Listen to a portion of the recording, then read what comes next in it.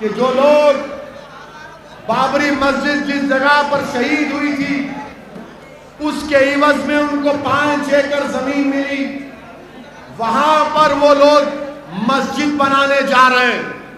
میں بدر سے کہہ رہا ہوں، تم قرآن میں سورہ توبہ کی آیت نمبر 107 پڑھو ظالموں۔ تم جو مسجد بنانے جا رہے ہو وہ مسجد زرار ہے۔ آپ کو معلوم مسجد زرار کیا ہے؟ معلوم تم کو؟ مولانا اجازت ہے؟ نہیں، عالم دین بیٹھے ہیں اور میں ایک جاہل آدمی ہوں، تو اجازت لے کر عرض کر رہا ہوں۔ مدینہ شریف میں ایک منافقین کا ٹولہ تھا جو یہودیوں کے گھر میں بیٹھ کر رسول اللہ صلی اللہ علیہ وسلم کے خلاف سازش کرتا۔ تو اللہ کے رسول صلی اللہ علیہ وسلم نے کہا کہ وہ جو گھر میں بیٹھ کے سازش کرتے اس کو خاک میں ملا دو۔ تو اس گھر کو ختم کر دیا گیا۔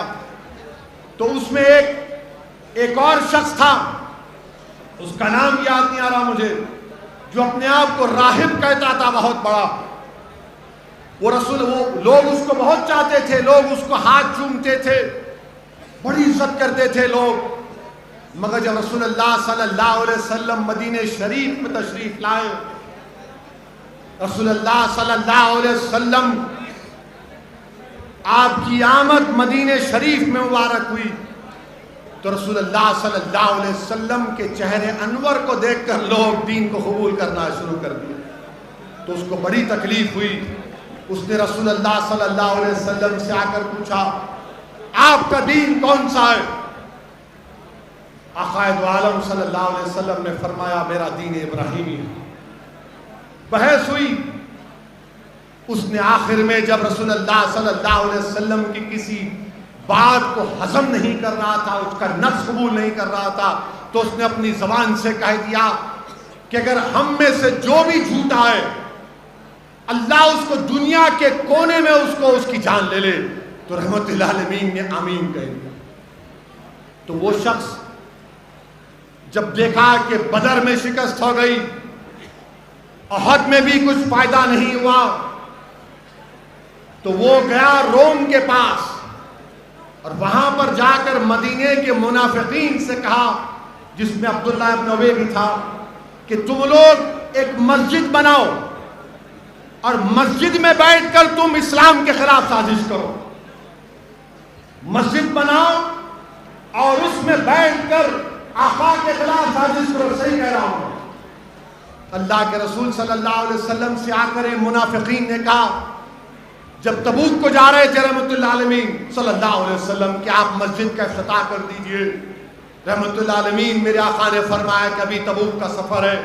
جب رحمت اللہ عالمین صلی اللہ علیہ وسلم تبوک سے واپس آئے تو اللہ سبحانہ و تعالیٰ نے قرآن کریم کی آیات کو نازل کیا، سورہ توبہ کی آیت نمبر 107، اور اللہ نے فرمایا کہ یہ مسجد نفاق پیدا کرنے کے لیے، اور آقا نے فرمایا کہ اللہ نے حکم کیا کہ اس مسجد کو خاک میں ملا دو۔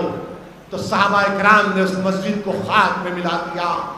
آج جو لوگ بابری مسجد کی جگہ پر 5 ایکڑ زمین لے کر مسجد بنا رہے ہیں اور ایک مجاہد آزادی احمد اللہ کا نام رکھنا چاہتے ہیں، اے ظالموں، چلو بر پانی میں ڈوب مرو، ڈوب مرو۔ کہاں احمد اللہ وہ مجاہد آزادی جو ایک بہترین جنرل تھا، جو بہترین جنرل تھا؟ اگر وہ احمد اللہ زندہ ہوتے تو وہ بھی کہتے یہ مسجد زرار ہے۔ جو لوگ 5 ایکڑ زمین لے کر پیسے پوچھ رہے ہیں، میں نے ہر مسلک کے علماءوں سے پوچھا، مفتیوں سے پوچھا، پرسنل بورڈ کے عاملہ کے اجلاس میں ذمہ داروں سے پوچھا، تو سب نے کہا کہ اس مسجد میں نماز نہیں پڑھی جا سکتی۔ جس جگہ کو بابری مسجد کی شہادت کے بعد 5 ایکڑ کی زمین پر مسجد بنائی جا رہی ہے، اس میں نماز پڑھنا حرام ہے، اس میں پیسہ دینا غلط ہے۔ اگر تم کو پیسے دینا ہے تو بدر میں کسی غریب یتیم بچی کی شادی کراؤ، یتیموں کو تعلیم دلاؤ۔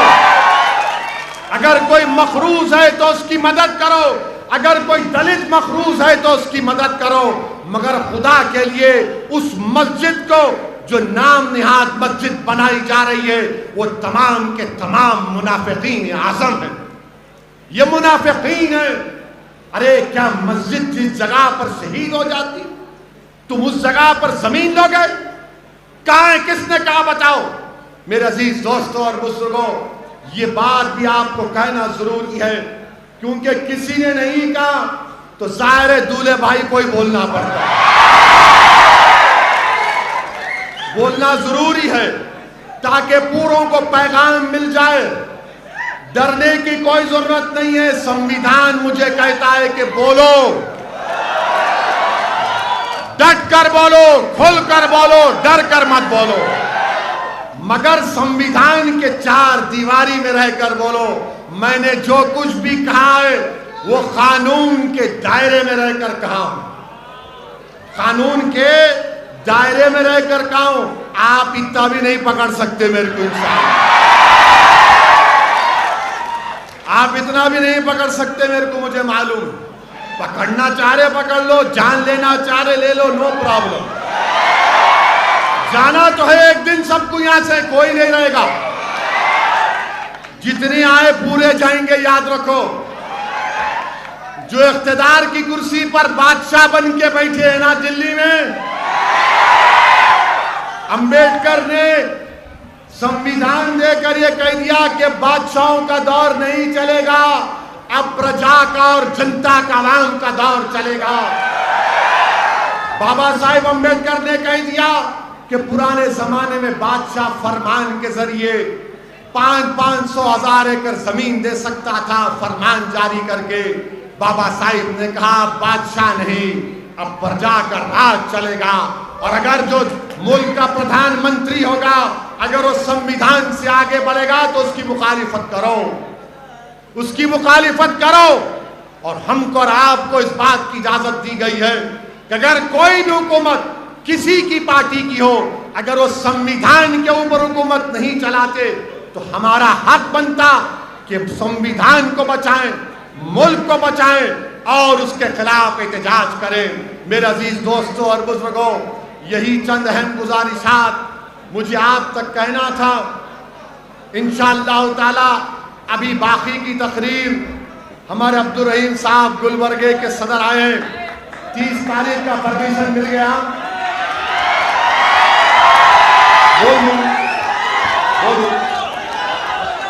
30 جنوری کے دن گلبرگے میں انشاءاللہ جلسہ عام ہوگا۔ اگر if you have time please come، آدھی بات وہاں کریں گے۔ آج تو خالی سنویدھان پہ بات ہوئی تھی، گلبرگے میں بندہ نواز کی سرزمین پر کھل کر بیٹھنگ ہوگی انشاءاللہ۔